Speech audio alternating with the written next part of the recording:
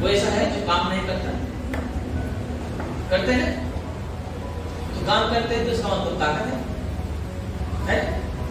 काम करने से मतलब क्या है? ताकत है ना, बराबर है, ताकत है आपके। और वो ताकत जो है प्रभु चाहता है कि आप जो है प्रभु के काम में इस्तेमाल करें। आमीन। इसीलिए जब हम इन दिनों पढ़ रहे थे विलाप गीत 3:27 में लिखा हुआ है कि जो यंग है, जो जवान है, जो है ना, उनके लिए जवानी में जुआ उठाना क्या है? भला है। क्या है? जवानी में जुआ उठाना भला है। इसका मतलब है कि तुम आज समाज क्या करता है, चर्च के लोग क्या करते हैं, बोझ ले लेते हैं, है ना, उठाते हैं, पर जुआ नहीं उठाते। जुआ का मतलब होता है अधीनता। जुआ का मतलब होता है वचनों के अधीन हो जाना, प्रभु के अधीन हो जाना। जैसे मैंने बताया था कि जैसे बैल के गले में जब दो बैलों के बीच में जुआ बांधा जाता है, जिसके द्वारा किसान क्या करता है, बैल को गाइड करता है, जहां पे चाहता है उस जगह पे उसको लेके जाता है ना। वही जुआ एक जवान व्यक्ति के जीवन में प्रभु चाहता है। मतलब जो यंग है, जो काम कर रहे हैं, हेलो, इसलिए यीशु ने क्या बोला, हे सब परिश्रम करने वालों और बोझ से दबे हुए लोग मेरे पास आओ, मैं तुम्हें विश्राम दूंगा। मेरा जुआ अपने ऊपर उठा लो, ऐसा लिखा है।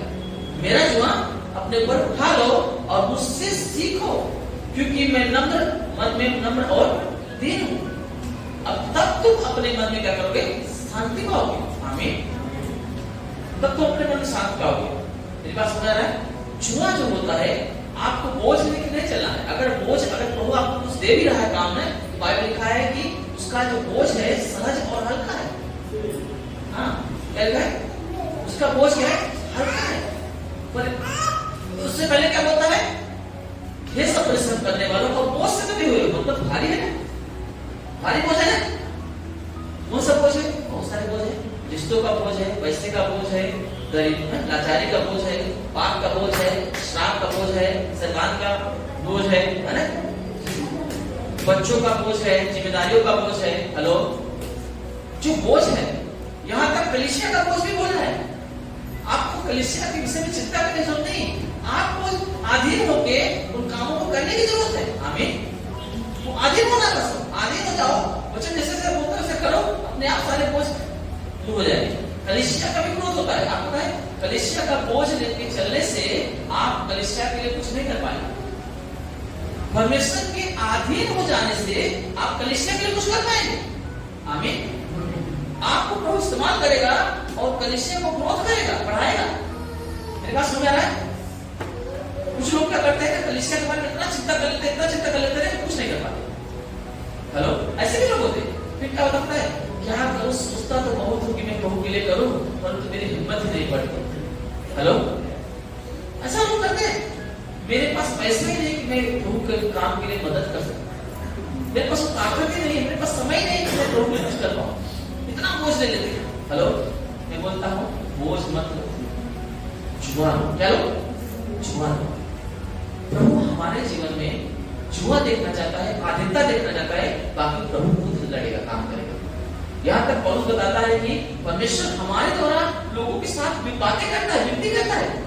उन्हें समझाता है कि मसीह को अपने जीवन में ग्रहण करो और परमेश्वर के साथ क्या करो, मेल मिलाप कर लो। आमीन। प्रभु खुद बातें करता है। अगर आप जुआ लेते हो तो यीशु मसीह आपके जीवन के द्वारा लोगों तक खुद जाएगा और बातें करेगा। जो लोग नहीं सुनते वो भी सुनेंगे। आमीन।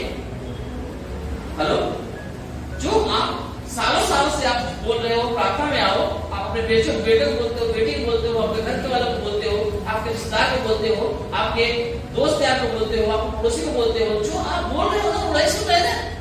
जब यीशु मसीह आपके अंदर होके जाएगा, बात करेगा, उनको तो सुनना पड़ेगा। हालेलुया। यीशु की बात सुनना पड़ेगा। और यही चाहता है यीशु मसीह। यीशु मसीह आपके द्वारा, हमारे द्वारा क्या करे, लोगों के पास पहुंचे और उनसे बातें करें। आमीन।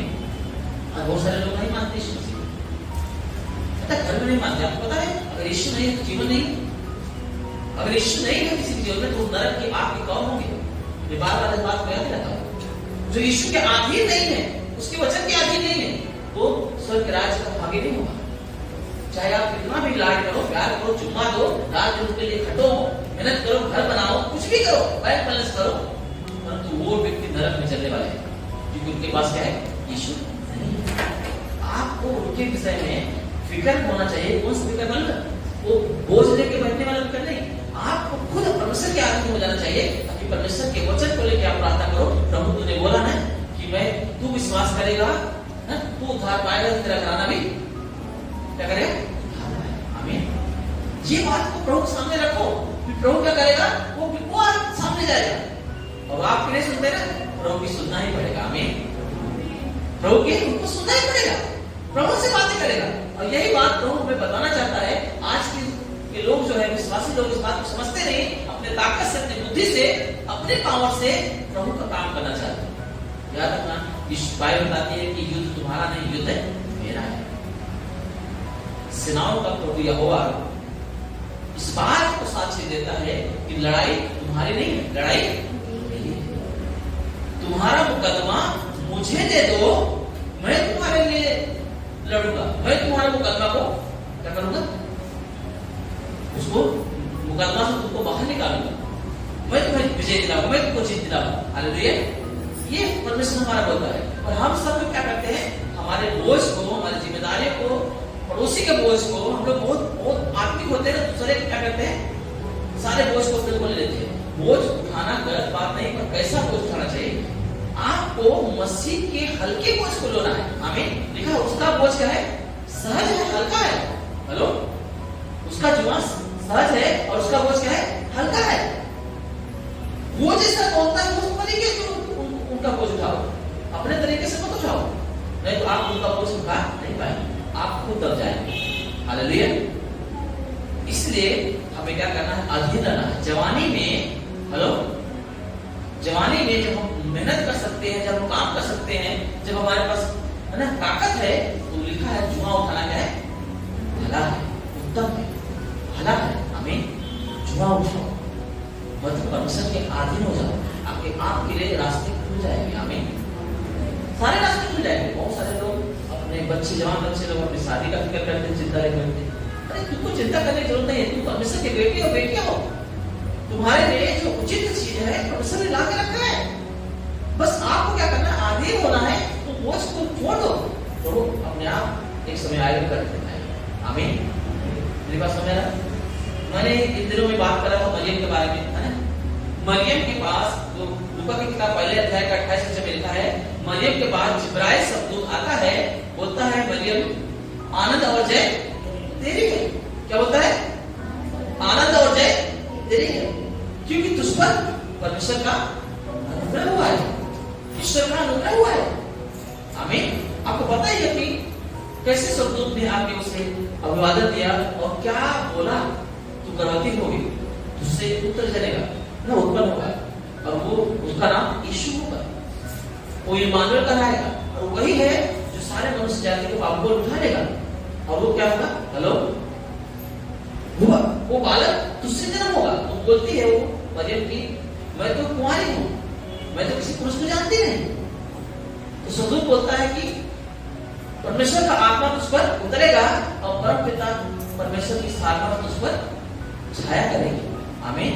इसलिए वो पुत्र जो उत्पन्न होगा वो परमेश्वर का पुत्र कहलाएगा। आमीन। ये सबको पता है कहानी को, मैंने कितनी बार मैंने जिक्र किया इसके बारे में, पता है? ये सारी बातें सुनने के बाद मरियम एक बात बोलती है, क्या? जैसा तू बोल रहा है ना, वैसा मेरे साथ होता है।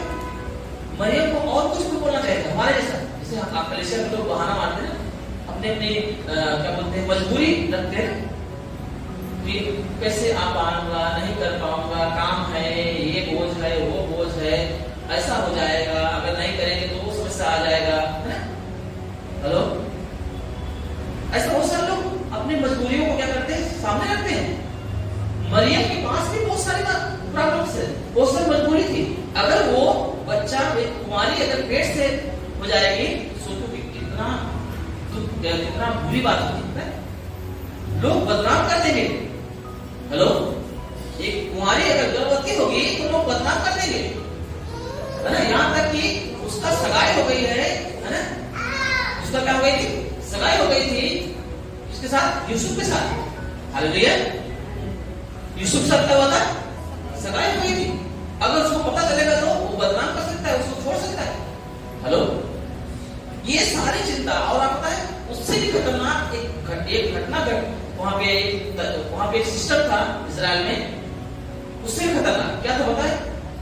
इजराइल में एक ऐसी प्रथा थी, ऐसा नियम था उस समय में कि अगर कोई लड़की शादी से पहले, है ना, अगर उसका शादी किसी के साथ मनाया गया है या शादी हो गया है, अगर दूल्हा जो है जिसके साथ शादी करके वो लड़की गई है, अगर वो जो है इस बात को साबित कर दे कि ये जो लड़की जिसको मैं ब्याह करके लाया हूँ वो कुंवारी नहीं है, इसका मतलब है कि मेरे शादी करने से पहले ही वो किसी के साथ जो है रिश्ते में थी, सारे संबंध में थी, ऐसा साबित कर देगा, तो क्या होगा? उस लड़की को उसके माँ बाप के दरवाजे के पास लाया जाएगा और उस लड़की को पत्थर से जहाँ से मार दिया जाएगा। इतना खतरनाक नियम था। आप पता है इसीलिए यीशु मसीह ने उस जगह पे एक बात बोला कि एक पवित्र कुंवारी के समान मैं तुमको अपनाना चाहता हूँ। कैसे? एक पवित्र कुंवारी के समान तुमको अपनाना चाहता हूँ। हालेलुया। बाइबल में लिखा है 10 कुंवारियों का उदाहरण बताया यीशु मसीह। कुंवारियों को उदाहरण क्यों बताता पता है? क्योंकि कुंवारी का जो पवित्रता है ना, वहां पे वो सब चीजें सिस्टम था। हेलो, इजराइल में बहुत ही कड़क था। और सोचो अगर उस समय में ऐसी कंडीशन में ये बात जो है मरियम को भी पता था। हेलो, मरियम को भी ये बात पता था। अगर मैं पेट से हो गई और मेरा सगाई हुआ है, अगर ऐसी हालत में मेरा कितना बदनामी होगा, कहीं ऐसा ना हो कि वो नियम मेरे साथ हो जाए, है ना? कहीं ऐसा ना हो कि जो है मुझे दोषी ठहराया जाए और मुझे पत्थर से। पर ये बातें मरियम ने सोचा भी नहीं। हेलो, अपने दिमाग में आने भी नहीं दिया। उसके बोझ को, उसके दुखों को कि जब पेट से होगी तो क्या क्या मुसीबत आ सकती है, उन बातों को लेके मरियम ने सोचा भी नहीं। उसने तुरंत क्या किया? क्या बोला? जो वचन पिता ने बोला है ना, जो वचन परमेश्वर की ओर से आया है, मैं उसे क्या करती हूँ? ग्रहण करती हूँ। जैसा तू बोल रहा है वैसा ही मेरे साथ हो। आमीन। अब पता है जब हम लोग अपने जीवनारियों को, है ना, हम जब जुए को लेते हैं, उस वचन पे ग्रहण कर लेते हैं अपने जीवन में, जो यीशु हमें देना चाहता है, आमीन, जो पिता हमसे चाहता है हम करें, पता है हमारे ऊपर में जो चिंता होती है, जो मुसीबतें होती हैं, जो तकलीफें होती हैं, वो कौन उठाता है? यीशु मसीह उठाता है। पता है मरियम ने उस बोझ को याद भी नहीं किया, है ना, पता है फिर भी मुसीबत तो आई कि नहीं आई? उसके पति को जो उसके पति बनने वाला था, सगाई हुई थी, यूसुफ को जब पता चला कि शादी से पहले मेरी बीवी, जिसको मैं बीवी बनाने वाला हूँ, वो गर्भवती है, परंतु वो धर्मी होने की वजह से उसे चुपके से त्याग देने की बात किया। हेलो, त्याग देने की मनसा रखा, उसे उसके विचार आए, परंतु जब ऐसा उसके मन में विचार आए, जब उसने ऐसा सोचा, तभी परमेश्वर ने अपने दूत को भेजा, स्वर्गदूत को भेजा और यूसुफ से वो बातें किया। बोला तू मरियम को अपने घर में लाने से मना मत कर, कि जो उसके गर्भ में है वो पवित्र आत्मा से है। आमीन। वो परमेश्वर का पुत्र है। सारी बातें यूसुफ को स्वर्गदूत ने बताया। आपको पता है यूसुफ ने कभी भी मरियम को कुछ बोला नहीं और उसको अपने घर पे लेके आया, शादी किया। हेलो, शादी की उसके साथ, घर पे लेके आया और बाइबल बताती है तब तक उसको नहीं छुआ। हेलो, जब तक वो बच्चा जन्म नहीं लिया। मेरी बात समझ आ? जब तक वो बच्चा जन्म नहीं ले लिया, यीशु जब तक इस दुनिया में धरती पर नहीं आ गया, जन्म नहीं लिया उसके कोख के द्वारा, तब तक यीशु उसके शरीर को छुआ नहीं। मेरी बात समझ आ रहा है? हेलो, समस्या थी कि नहीं? समस्या थी ना? बाइबल बताती है कि एक लड़की थी जिसने एक बहुमूल इत्र, मरियम जो थी एक बहुमूल इत्र उसके पास था, है ना, उसने क्या किया? उस इत्र के पात्र को तोड़ा और यीशु मसीह के सिर पे क्या किया? उड़ेल दिया। और वहां पे यहूदा इस्करियोती था, वो बोलता है इस इत्र का क्यों सत्यानाश किया गया? ये तो 300 से अधिक दिनारों में क्या बोलती है ना, बेचा जा सकता था और कितने कंगालों को दान दिया जा सकता था। हेलो, अब तक वो जो इत्र था ये बहुत कीमती रहता था। वो इत्र जो है वहां की जो कुंवारियां थी, हेलो, वहां की जो कुंवारियां थी, वो इत्र जो है अपनी मेहनत से, कमाई से वो इत्र को खरीदती थी और वो जो है पहले रात को शादी के जो आजकल के जो लोग होते हैं उसको बोलते हैं सुहाग रात में, फर्स्ट नाइट है, जो फर्स्ट नाइट होता है शादी के बाद वो नाइट में वो इत्र को क्या करते हैं, वो बेड के चारों तरफ पूरे रूम में क्या करती है, उसको छिड़कते हैं। वो बहुत ही सुगंधित, बहुत ही कीमती इत्र रहता था, उसको इस्तेमाल किया जाता था। हेलो, मेरी बात समझ रहा है? मतलब उसका कितना इंतजार करते हैं, बहुत ही वो लम्हा जो है बहुत ही महत्वपूर्ण लम्हा माना जाता था कि इतना बड़ा, इतना महंगा, इतने भी उस लम्हे के आगे क्या था, छोटा था। हालेलुया। परंतु जब यूसुफ ने शादी किया, हेलो, मरियम के शादी किया यूसुफ के साथ, है ना, तब वो लम्हा उनके लिए में आने नहीं पाया। हेलो, क्योंकि वो उससे पहले ही हमारी तो जो गर्भवती हो गई थी। पता है मेरी बात समझ रहा? कितना पवित्र परमेश्वर ने कितना संभाला है, मानो है।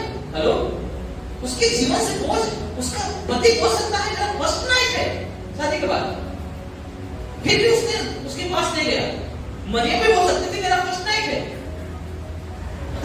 हर सिचुएशन में परमेश्वर ने उनके बोझ को क्या किया, हटाया है। आपको समझ में आ रहा है मैं क्या बोल रहा हूँ? आदमी का मैं बोला हूँ, आपका बोझ, आपकी चिंता, आपके ऊपर का जो समस्याएं हैं परमेश्वर उठा लेगा जब आप परमेश्वर के अधीन हो जाएंगे। आमीन। जब आप परमेश्वर के वचनों को अपने हृदय में क्या करेंगे, जगह देंगे। हालेलुया। मतलब आपको प्रभु इतना प्यार करता है, इतना संभालेगा ना, आप दुनिया का कोई व्यक्ति आपको नहीं प्यार कर सकता। बाइबल लिखा है सब छोड़ सकते हैं, एक दूध पिलाते ही माँ अपने बच्चों को शायद भूल सकती है, परंतु मैं तुम्हें कभी छोड़ूंगा नहीं, मैं कभी तुमको त्याग करूंगा। परंतु इसके पहले कि मैं तुमको ग्रहण करूं, तुम्हारे साथ ऐसा करूं, तुम्हें आधीन होना पड़ेगा, वो जुआ लेना पड़ेगा। आमीन। वो जुआ लेना पड़ेगा, क्योंकि बोझा दो और जुआ लो, बोझा दो और जुआ लो। हे सब परिश्रम करने वालों, बोझ सदे हुए लोग मेरे पास आओ, मैं तुम्हें विश्राम दूं। वो बोझा मुझे दे दो, तुम विश्राम लो। आमीन। और मेरा जुआ अपने ऊपर ग्रहण करो। आमीन। हालेलुया। पता है आज इंसान इतना बिगड़ गया है ना कि क्या कर सकता है, वो धनी तो बन जाता है परंतु वो अपने जीवन से धार्मिकता को खो देता है। हेलो, इंसान क्या करता है अपने नजरों में, समाज की नजरों में, पता है मुझे जो है कुछ गांव के लोग हैं, मेरे दोस्त हैं, मेरे रिश्तेदार हैं, या तो मेरे घर के लोग, कुछ लोग उदाहरण देते हैं किसी का, अरे तुम्हारे साथ रहने वाला क्या क्या बना लिया, तुमने क्या बनाया। हेलो, ऐसा लोग बोलते हैं। मैंने बोला शायद लोगों ने धन के चक्कर में धार्मिकता खो दिया है, मेरे पास हो गई। आमीन। मैंने उसे संभाल कर रखा, मैंने उसकी वजह से, धन की वजह से धार्मिकता को नहीं खो दिया। मेरी बात समझ आ रहा है?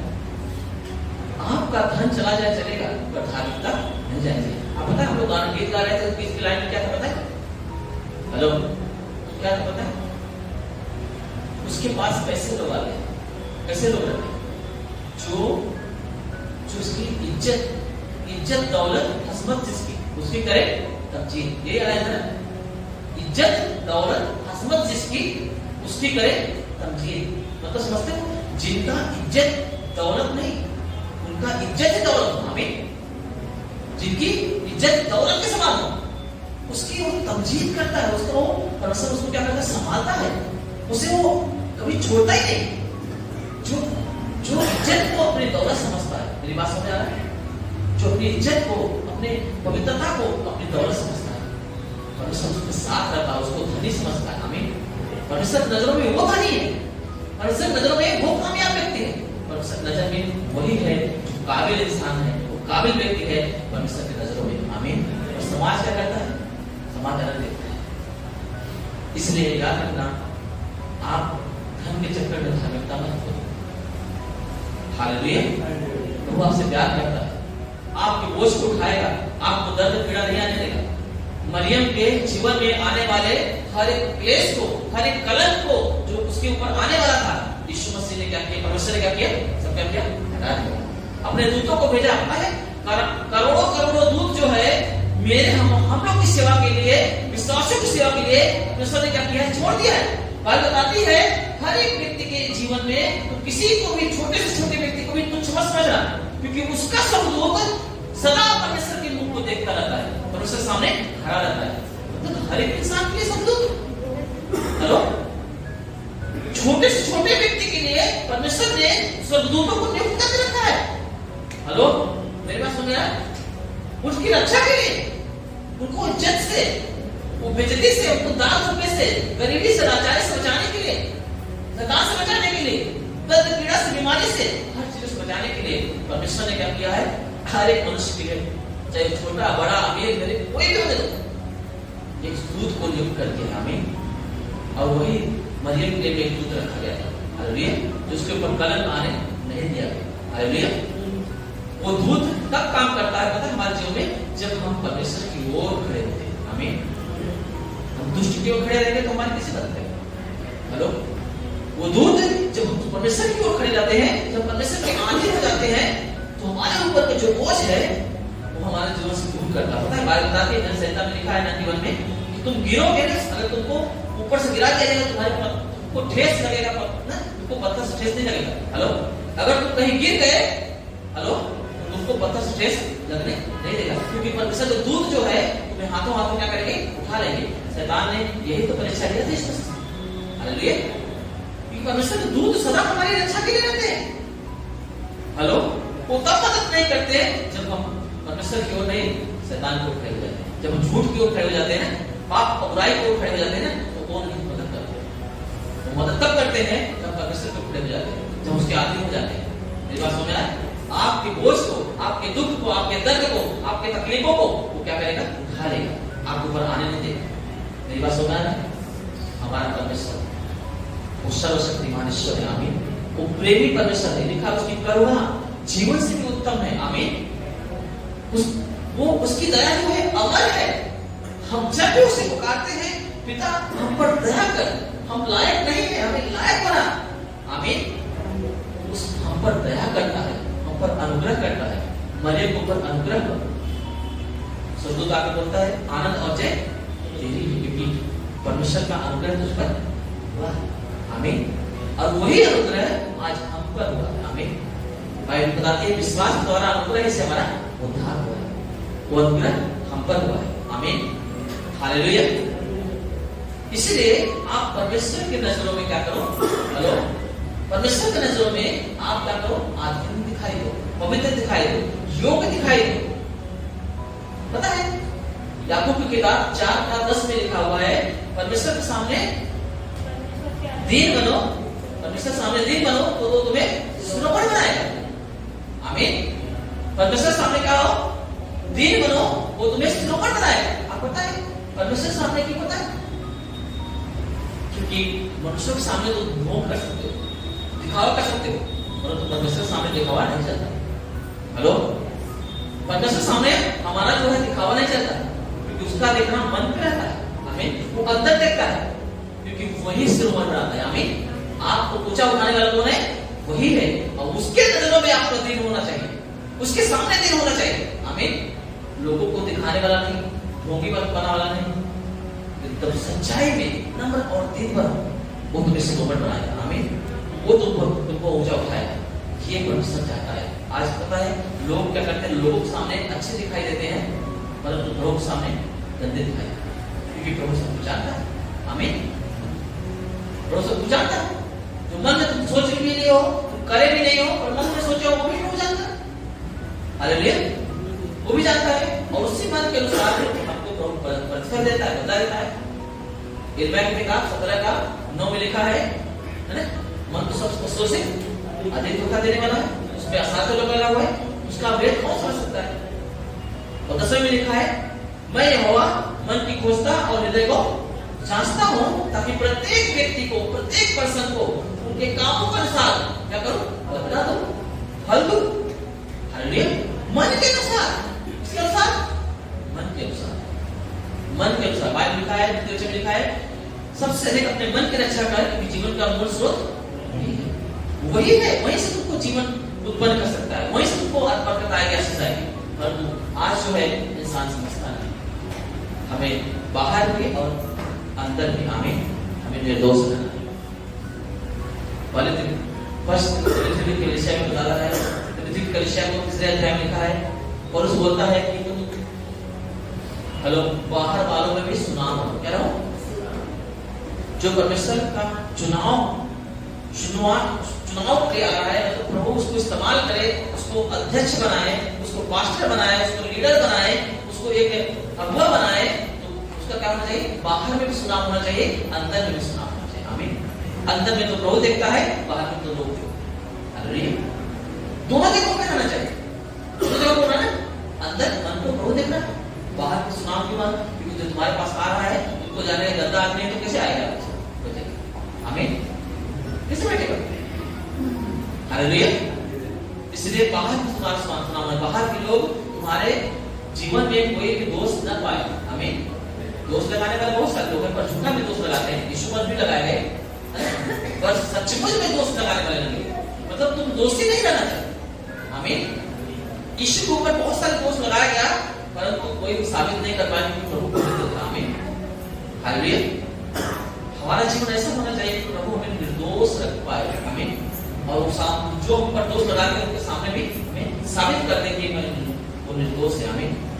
ऐसा जीवन, ऐसे समर्पण, ऐसा प्रभु चाहता है। जो ऐसा व्यक्ति करता है उसी का चुनाव होता है, जय और आनंद उसी का होता है। जय और आनंद हमारा है अगर तुम परमेश्वर के वचनों को अपने जीवन में जगह देते हो, उसके अधीन होते हो। आमीन। क्या होते हो? अधीन होते हो।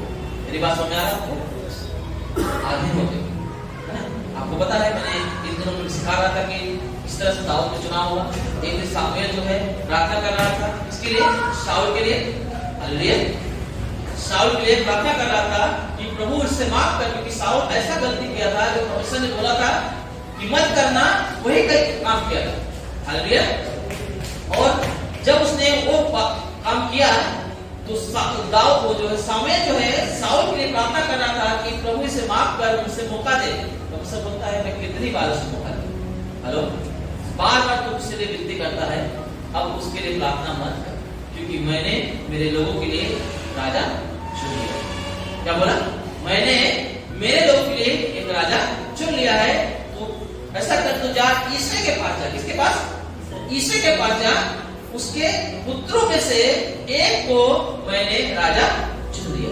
आमीन।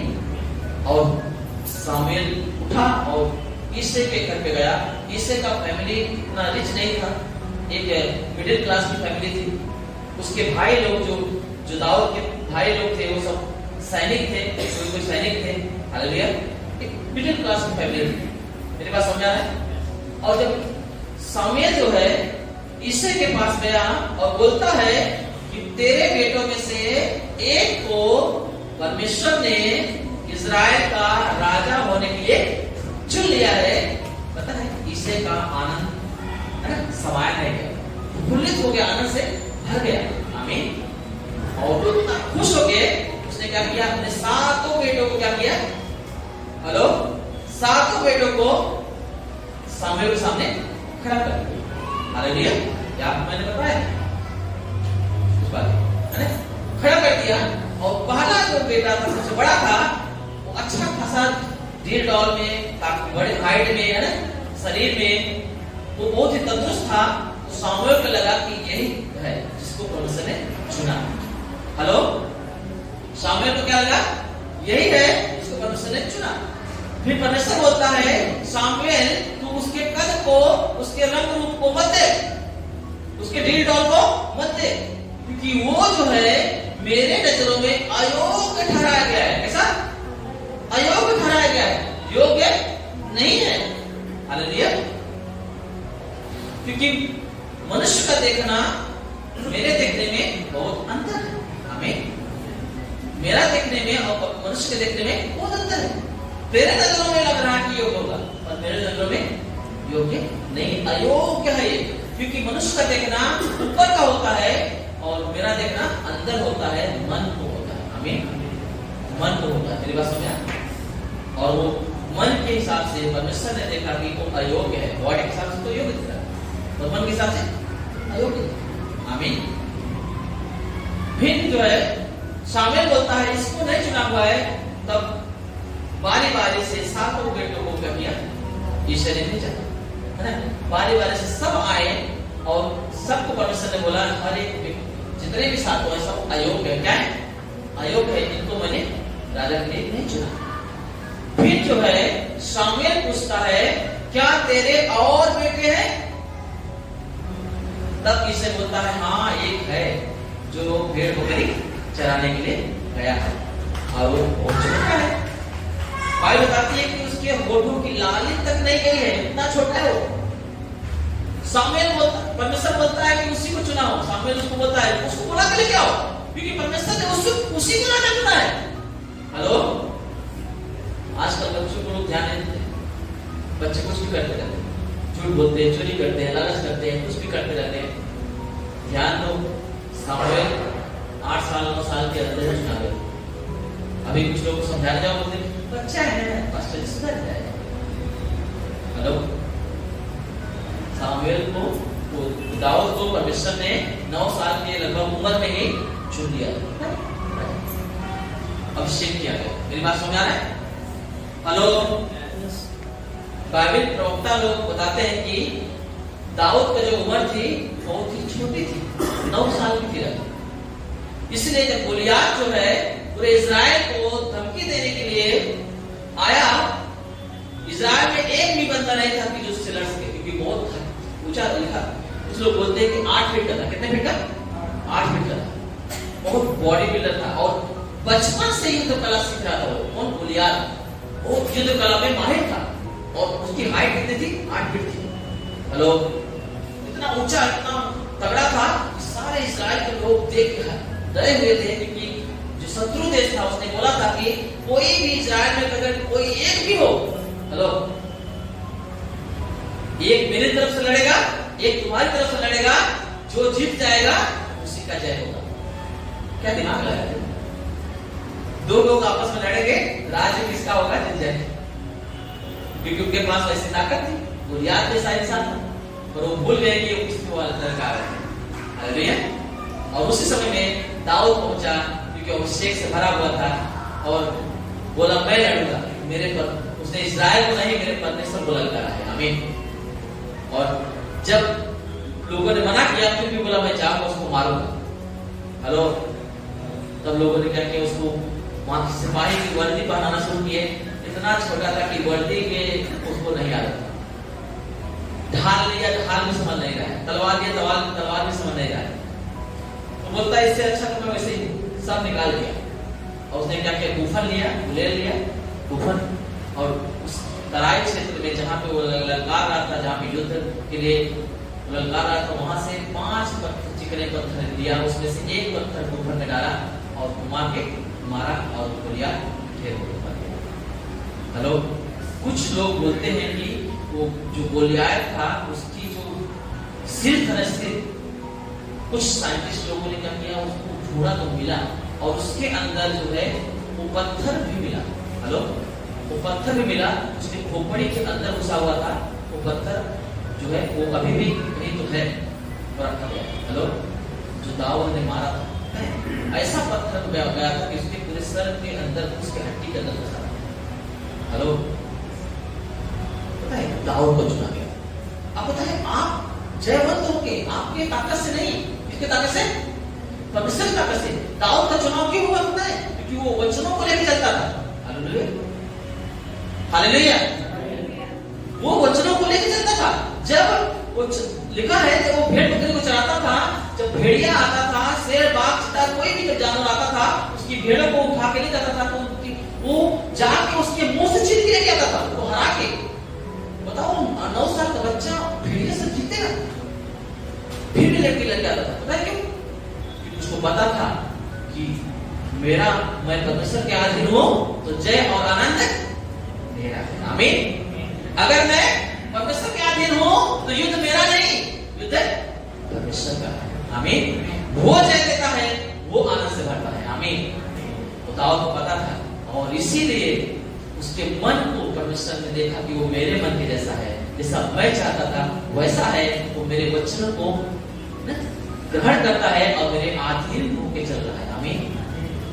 परमेश्वर ने क्या किया? उसे जयवंत किया, उसे चुन लिया।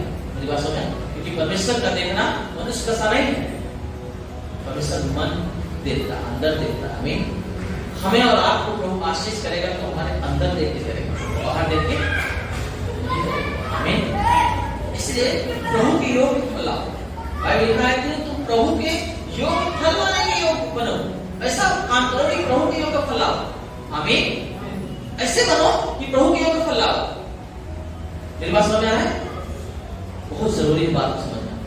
हालेलुया, बहुत जरूरी है। और आजकल लोग क्या करते हैं, सब कुछ तैयार रहेंगे पर उनका जीवन में गुप्त पाप रहते हैं। गुप्त बाइबल बताती है समुख 10:20 में लिखा हुआ है कि अब राजा को अपने मन के अंदर जल की कोठरी में भी, हेलो, तुम उसको श्राप मत देना, है ना, मन में भी श्राप मत देना। क्यों?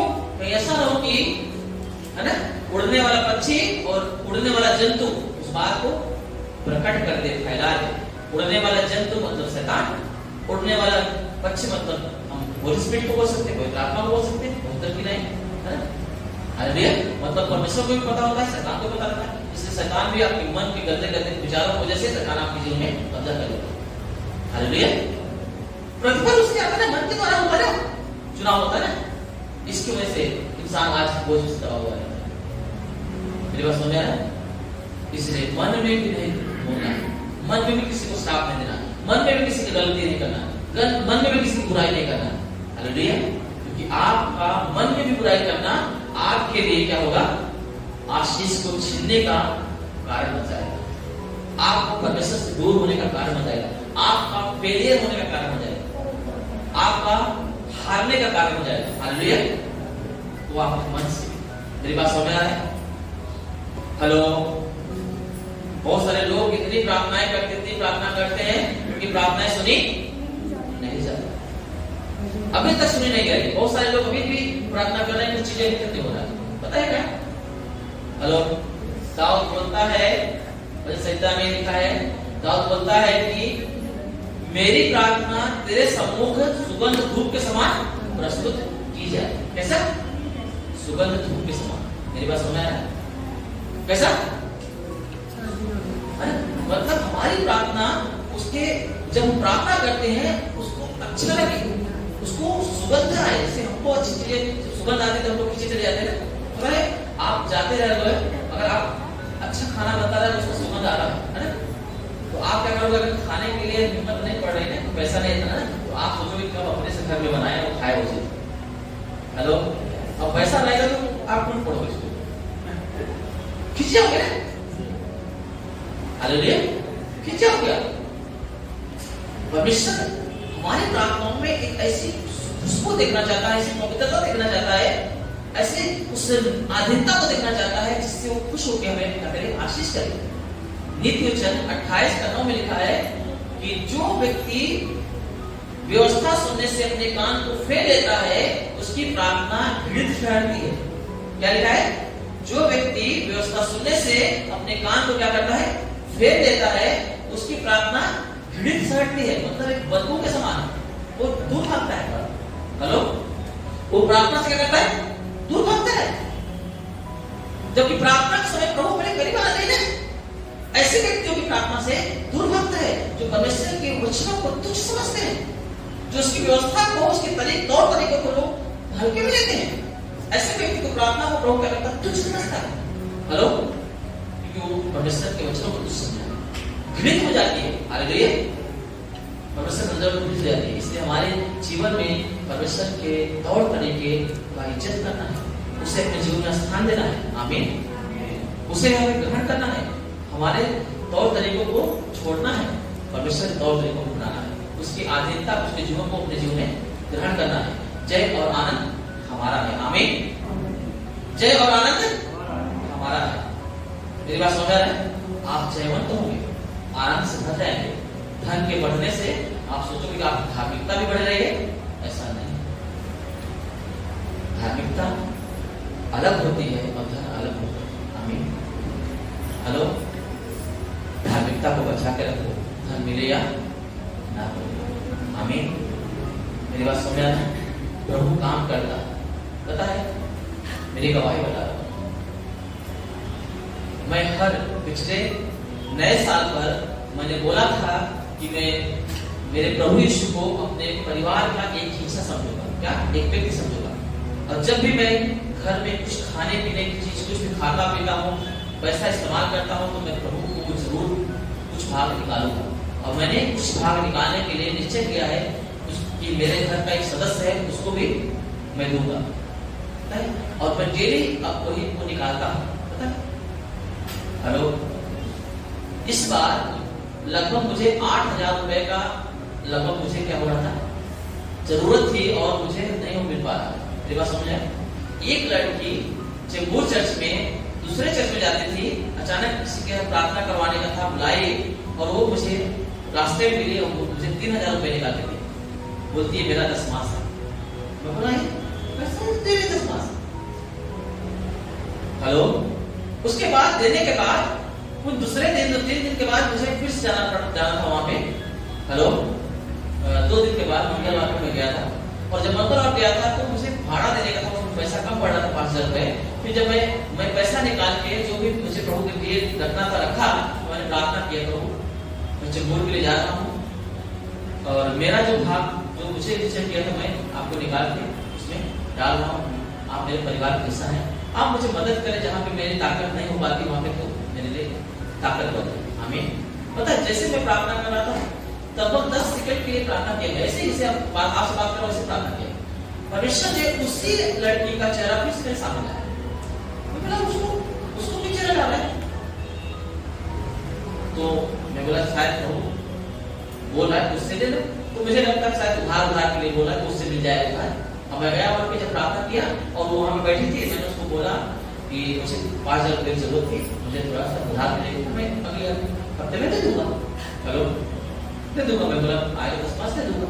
पता है क्या बोलते पास्टर जी, मैंने 5,000 से 100-200 रुपए कम होगा मैंने रखा है, किसी को दान देने के लिए रखा था पास्टर को। मुझे लगता है आपको उससे ज्यादा जरूरत है।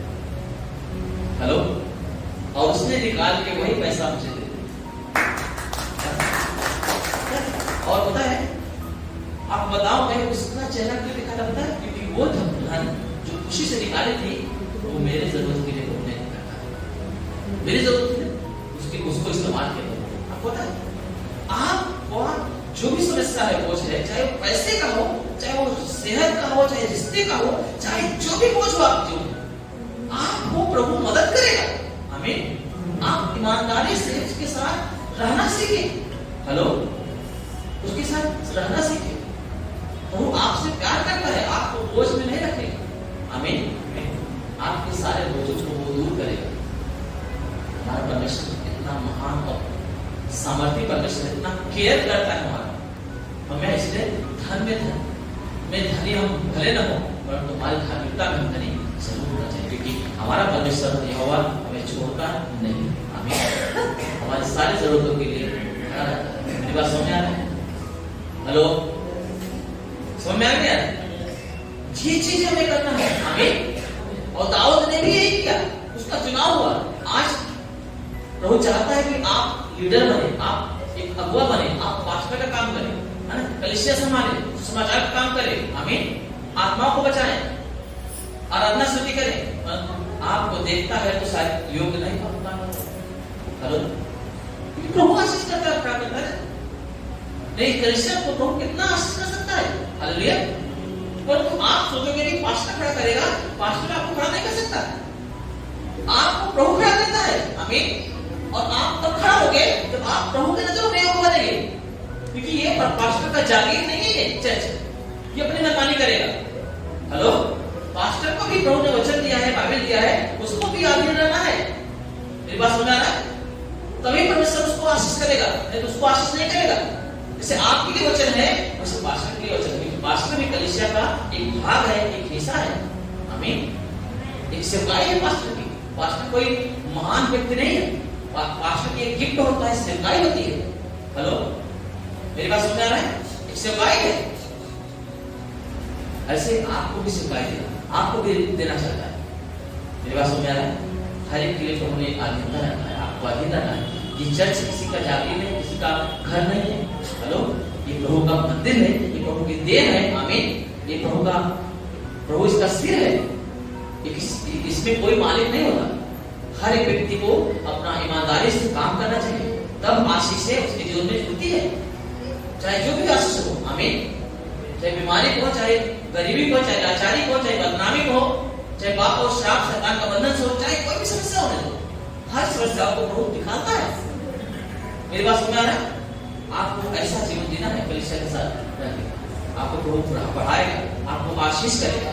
Hallelujah, hallelujah. आपको जो वचन देता है, व्यवस्था देता है, उसमें तुम क्या करो? ईमानदार रहो। वो आपके लिए जुआ है। क्या है? जुआ है। आमीन। एक वचन करो, याकूब की किताब 1:25। मैं भाई जयपाल जी के पास मिलने जा रहा था, तो वचन मुझे दिखाया था। याकूब 1:25, जल्दी करो। पर जो व्यक्ति स्वतंत्रता की सिद्ध व्यवस्था पर ध्यान करता रहता है, पर जो व्यक्ति स्वतंत्रता की सिद्ध व्यवस्था पर ध्यान करता रहता है, क्या करता है? हेलो, क्या करता है? ध्यान करता रहता है। आपको पता है, दाऊद बोलता है भजन संहिता 119 का 147 और 48 में लिखा हुआ है, और दाऊद बोलता है कि मैं रात के एक एक पहर से पहले उठ जाता हूँ कि मैं परमेश्वर के वचनों पर क्या करूं? ध्यान करूं। मैं पाँव उठने से पहले, मतलब सूर्य निकलने से बहुत पहले मैं उठ जाता हूँ कि परमेश्वर के वचनों पर क्या करूं? ध्यान करूं, मनन करूं। हालेलुया। मेरी बात समझ आ रहा है? रात के एक एक पहर से पहले उसके वचनों पर मनन करने के लिए। और यहाँ पे क्या लिखा है? पर फिर से पढ़ो। पर जो व्यक्ति स्वतंत्रता की व्यवस्था को रात दिन यानी ध्यान करता है, हेलो, वह अपने काम में इसलिए आशीष पाएगा। वह अपने काम में इसलिए आशीष पाएगा क्योंकि वो सुन के भूलता नहीं, वह वैसा ही काम करता है। और वैसा ही काम करता है। आमीन। जैसा प्रभु ने बोला है वैसा ही काम करता है। और ये जो वचन है हमारे लिए सिद्ध व्यवस्था है। कौन सी व्यवस्था? स्वतंत्रता की सिद्ध व्यवस्था। मतलब आपको हर समस्याओं से, हर चीजों से क्या करेगा? स्वतंत्र करेगा, आजाद करेगा। आमीन। जब जो व्यक्ति परमेश्वर के वचनों पर, इस व्यवस्था पर रात दिन ध्यान लगाएगा, उसके अनुसार सुनेगा और उसके अनुसार भूलेगा नहीं, उसके अनुसार जीवन जिएगा, वो इसीलिए क्या करेगा? अपने काम पर आशीर्वाद पाएगा। क्या पाएगा? आशीष पाएगा। आमीन। क्योंकि वो सुन के भूलता नहीं है। आमीन। वो सुन के भूलता नहीं है। मेरी बात समझ आ रहा है? आपको जो सुनाया जाता है, सिखाया जाता है, ये मामूली बात नहीं है। ये परमेश्वर का वचन है, खुद यीशु मसीह है। वो जुआ है जो आपको परमेश्वर को वश में करता है, ताकि परमेश्वर आपको उस स्थान पे लेके जाए जहां पे हरी हरी चढ़ाइयां है, जहां पे आपको सुख शांति मिले, जहां पे आप आनंद मिले, जहां पे आपका जय मिले। आमीन। आनंद और जय आपकी है। जो परमेश्वर के हेलो, जो स्वतंत्रता की सिद्ध व्यवस्था पर ध्यान लगाता है, वो इसलिए अपने काम पर आशीष पाएगा क्योंकि वो सुन के भूलता नहीं है, परंतु उसी के अनुसार जैसा व्यवस्था है वैसा करता है ना, इसलिए वो आशीष पाएगा। क्या मैं बोल रहा हूँ? ये मेरा वचन है। मुझे भी आज दिन रहना है।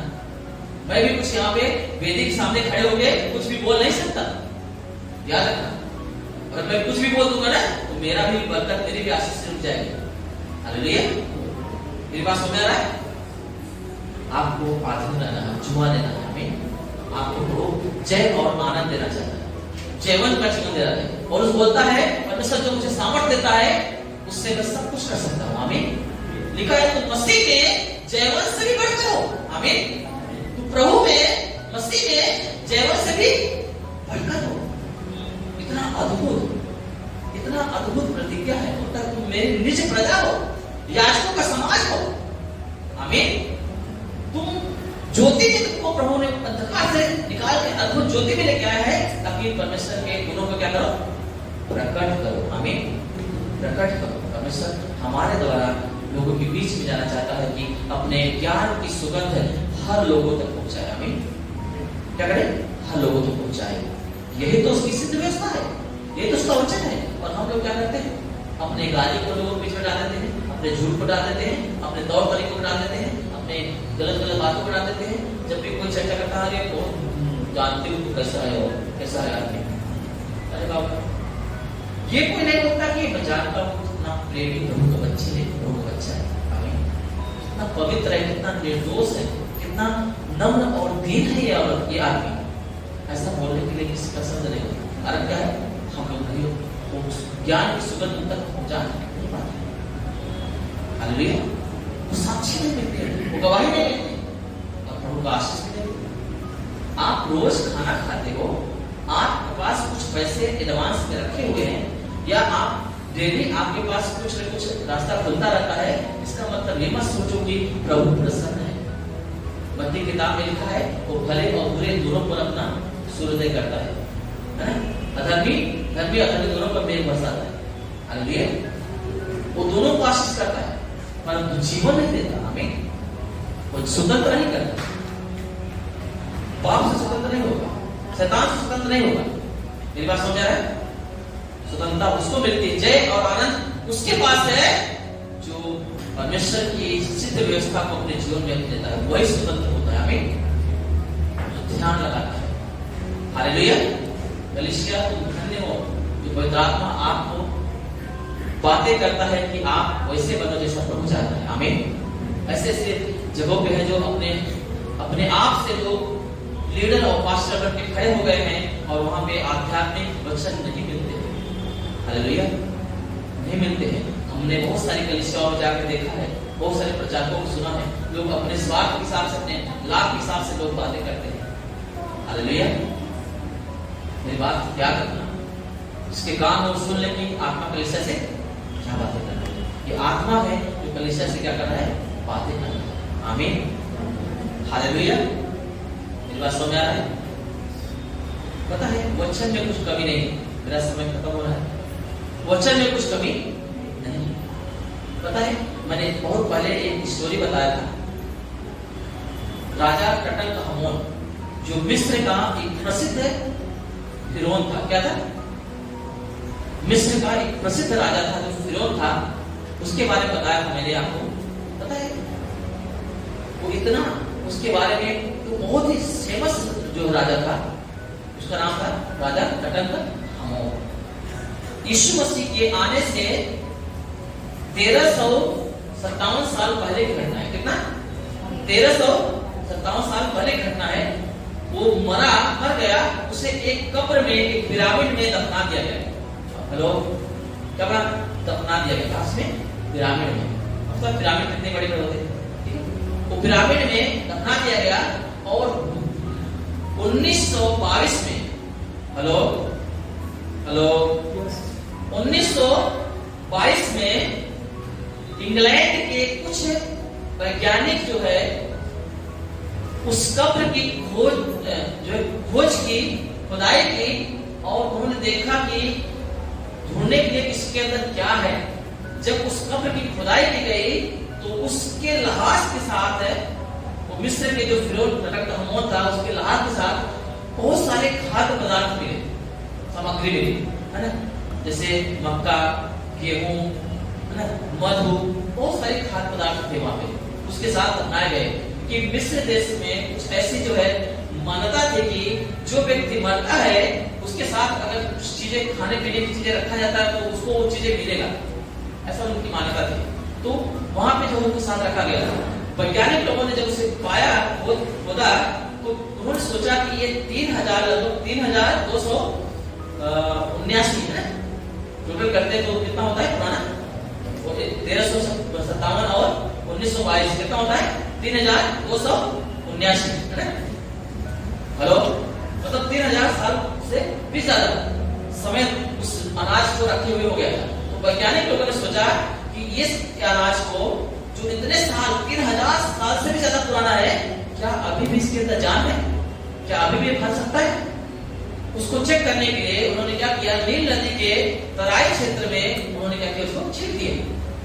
और छींटने के बाद वो मक्का और गेहूं इतना अच्छी खेती करके जो है उत्पन्न हुआ, ऐसे ऐसे उसमें फल लगे ना, वो देख के वैज्ञानिक लोग हैरान हो गए कि 3000 से भी ज्यादा पुराना बीज है धीरे धीरे के अंदर पैदा करने के लिए, अनाज उत्पन्न करने के लिए शक्ति है। क्या है? इन बीजों में क्या है?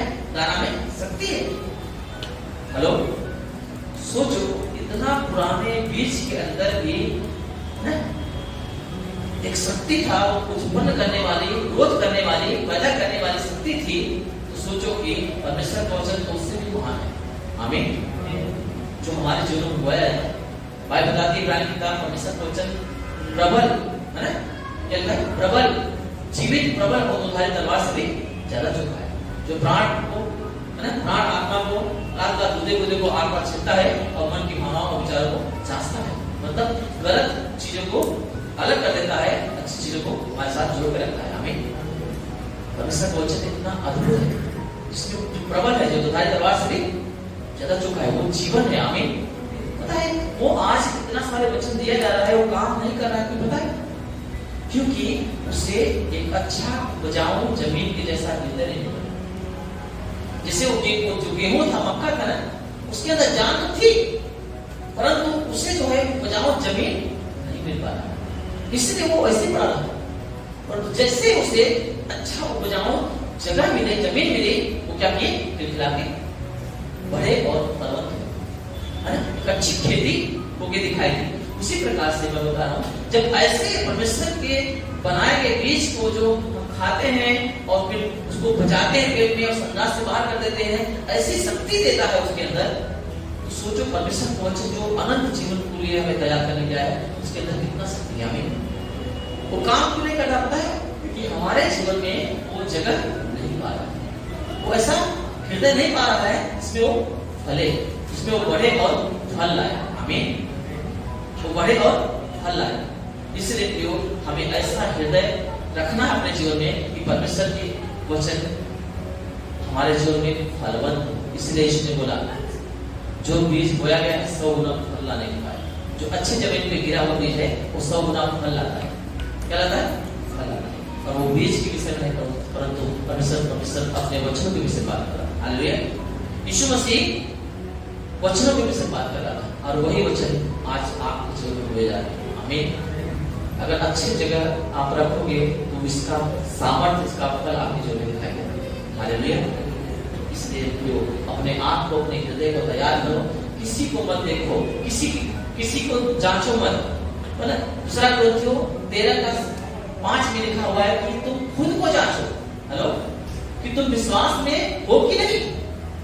क्या तुमको नहीं पता है कि तुम्हारा जो शरीर है, जो मंदिर है परमेश्वर का, यीशु तुम्हारे अंदर निवास करता है? कहीं ऐसा ना हो कि तुम जांच में निकम बैठा रहो। हेलो, तो तुम दूसरे को मत जांचो कि कौन कैसा कर रहा है, खुद को जांचो और उस जमीन को, उस हृदय को उस ऐसी उपजाऊ जमीन के समान बनाओ जैसे वचन बढ़ता है और वो फलवंत हो जाए, आप आशीष पाए। आमीन। बरकत पाए। आइए ध्यान को बंद करेंगे, सब झुकाएंगे और वो हृदय जो प्रभु चाहता है वो हृदय अपने अंदर बनाएंगे, जैसा प्रभु हृदय चाहता है हमारा, जैसा प्रभु हमारा जीवन चाहता है, वो जीवन आज हमारे अंदर पा सके। वो होली लॉर्ड, होली लॉर्ड। प्रियो, ये वचन प्रभु की ओर से, पवित्र आत्मा की ओर से बाइबल बताती है, यीशु बोलते हैं, जिसके कान वो सुन ले कि आत्मा कलीसिया से क्या बातें कर रहा है। जिसके कान वो सुन ले, अपने कानों को खुला रखो, अपने हृदय को उपजाओ जमीन के जैसा बनाओ, ताकि वचन जो प्रभु का स्वरूप है, प्रभु का स्थान है, जो प्रभु उस वचन को वचन बन के आपके हृदय में आना चाहता है, आपको ज्योति के समान उज्जवल बनाना चाहता है, तेजस्वी कलीसिया बनाना चाहता है, जो आपको आशीष देना चाहता है, आपको स्वतंत्र करना चाहता है। ये वचन एक इस स्वतंत्रता की सिद्ध व्यवस्था है जो आपके जीवन में जब आता है, आप उस पर ध्यान लगाते, उसे स्थान देते हैं, तो वो आपको स्वतंत्र करता है। वो हृदय आप बनाए, किसी को मत देखिए, कोई आपको आशीष नहीं करेगा। आपका चर्च के लोग, आपके पड़ोसी, आपका पास्टर, आप कोई व्यक्ति आपको आशीष नहीं करेगा। आशीष मदद यहोवा से मिलती है। उस चट्टान से मिलती है जो यीशु है। वो आपको आशीष देता है प्रियो। मदद वो करता है जो यहोवा की आत्मा है, वो होली स्पिरिट है जो हमारे मदद के लिए दे दिया गया है। वो मदद करता है आपको। आप उनके नजरों में निर्दोष हैं। उसकी जांच पड़ताल में आप निकम्मा न पाए जाए, आप अयोग्य न पाए जाए, आप आशीष के भागी होने के लिए उस लायक पाए जाए जैसा प्रभु चाहता है। आप अधीन बने, आप उस जुआ को ले लें। जवानी में जुआ उठाना भला है। आप इनकार ना करें इस बोझ को, आप इनकार ना करें उस जुए को, वो अधीनता को इनकार ना करें जो प्रभु आपके जीवन में डालना चाहता है। ये परमेश्वर की सिद्ध व्यवस्था है, स्वतंत्र व्यवस्था है जो आपको सफल करती है, जो आपको जीवन देती है, जो आपको पूरी तरीके से आजादी देती है, आपको आशीष देती है, आपको आनंद और जयवंत करती है। आनंद और जय आपका है। ये आपके कर्मों से नहीं, ये परमेश्वर का अनुग्रह है जो उसे आप व्यर्थ जाने ना दे अपने जीवन से। खुद आशीषित हो जाए, खुद आनंद और जय को प्राप्त करें और दूसरों को भी आनंद और जय का प्राप्त करने का कारण बने। सभी पिता यीशु के नाम में बाबा इन बच्चों को तेरे हाथों में देता हूं। इनसे जुड़े हुए बहुत सारे लोग हैं बाबा, इनके परिवार के लोग, इनके भाई बहन, पति पत्नी, माँ बाप, पड़ोसी, दोस्त, रिश्तेदार, बहुत सारे लोग हैं पिता जो बोझ से दबे हैं बाबा, जो दर्द और तकलीफों में करा रहे हैं बाबा। प्रभु इन्हें ऐसा तंदुरुस्त बना पिता, ऐसा बना पिता कि उनके लिए आजादी का कारण बने पिता। ये चाहते तो है कि वो बच जाएं, परंतु वो अपनी ताकत से चाहते पिता। जब आधीन होंगे ये उनके लिए पुकारेंगे पिता, कि प्रार्थना सुगंध धूप के समान आपके सम्मुख प्रस्तुत की जाएगी और आप प्रार्थनाओं का उत्तर इन्हें दे पाएंगे बाबा। ऐसे जीवन इनका बनने पाए पिता कि इनकी प्रार्थना सुगंध धूप के समान करे पिता। भजन संहिता 119 का 130 में लिखा है, परमेश्वर के शब्दों के बातों के खुलने से